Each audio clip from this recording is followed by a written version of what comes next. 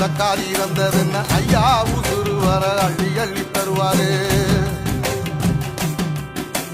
சாதி சாதிக்கு ஒரு சங்கம் வச்ச நாட்டுக்குள்ள எல்லா சாதிக்கு ஒரு கோயில் போல வராது. இல்லை என்பதையே இல்லாம செஞ்சவர் தென்பாண்டி பேரழகா தெருமேல வராது. ஏயிட்டி எதிர வந்த கண்ணே எமச்சதில்ல தமிழ பரம்பரைக்கு தன் மனம வராரு.